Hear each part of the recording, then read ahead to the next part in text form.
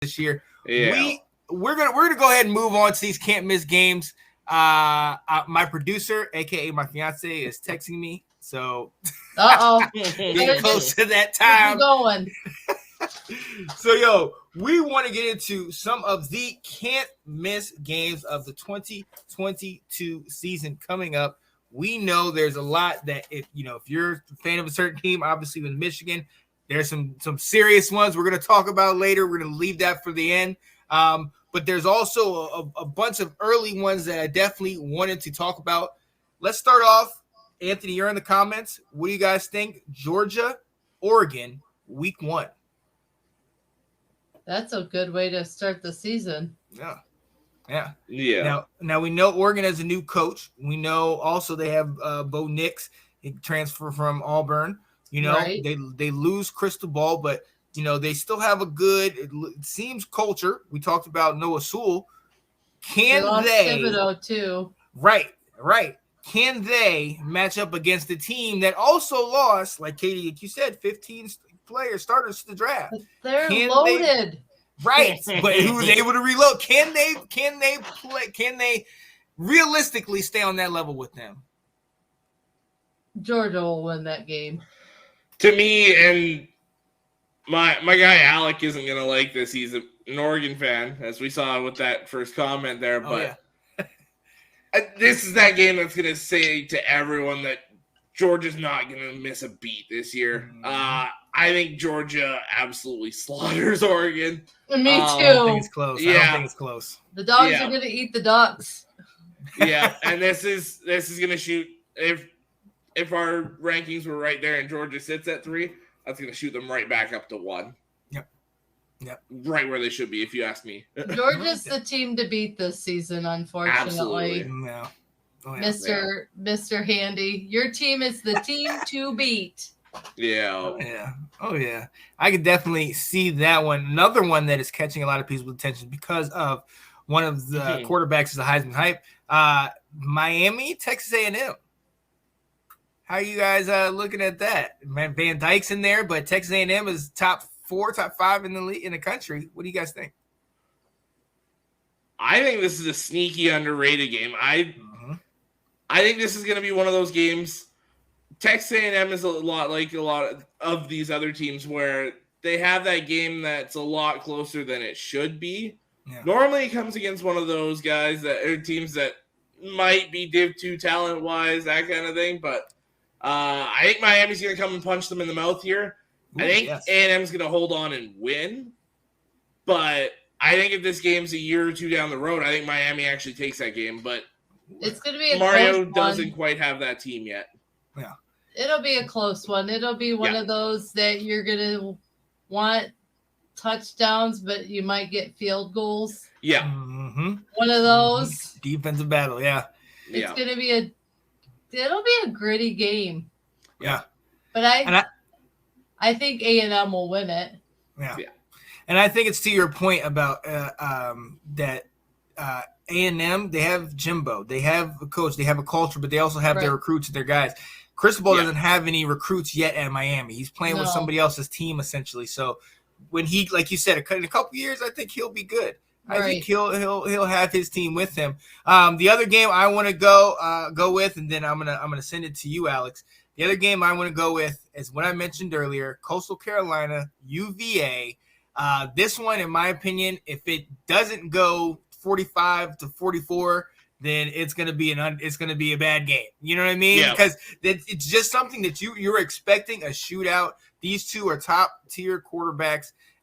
Both guys that are highly touted and potentially in that hugely amazing quarterback draft that's coming up.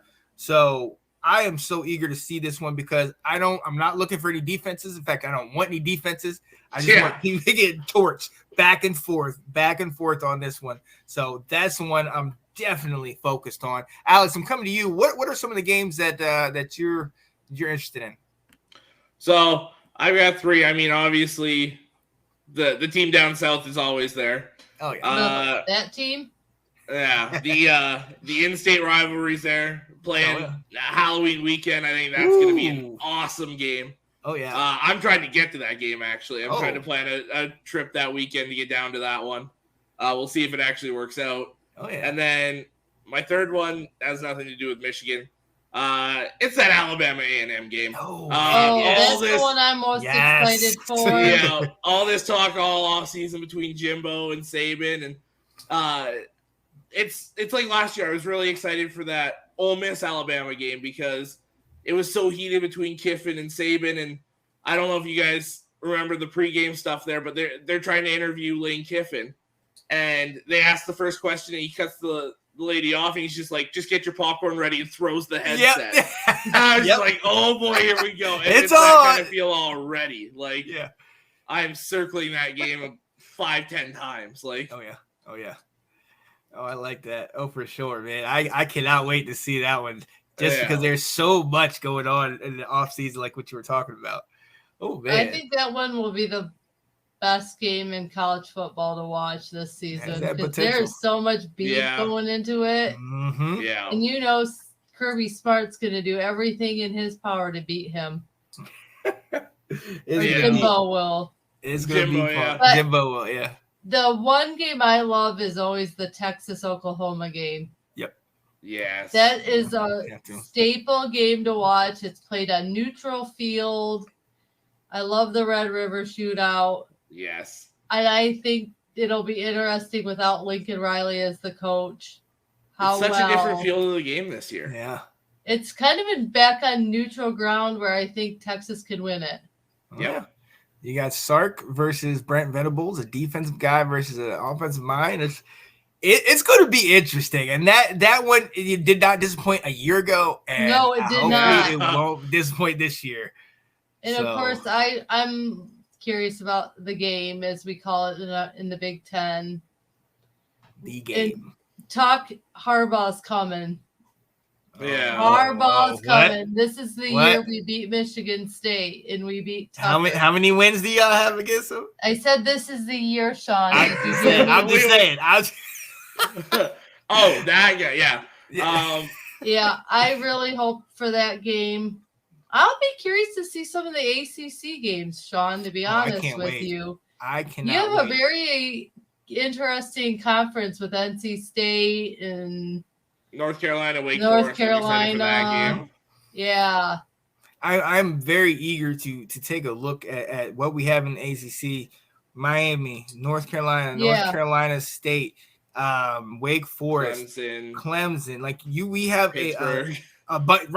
Pittsburgh with Slovis now. So we have a bunch of teams right now that really kind of making, sticking our chest down, being like, hey, we're not all just Clemson. You know what I mean? Or like when Florida State was there, when they first got into the ACC, they were not just Florida State.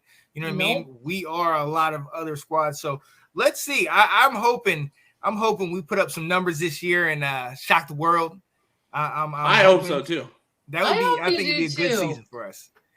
I think we can all agree we need to dethrone the SEC. I think all I gotta say is you're a basketball school, and now you're gonna be a football school. Now for basketball, I don't know if y'all can see down there in that corner, the 2023 national champs. Okay. Let's pump the brakes a little bit. Tar Heel Nation, let's go. Had to throw that in there. It's a college show, ladies and gentlemen. Let's go. Thanks for watching. If you like that clip, be sure to check out the other great content from the Let's Talk Football community. And as always, please like, subscribe, and hit that notification bell so you'll be notified when more great content like this becomes available.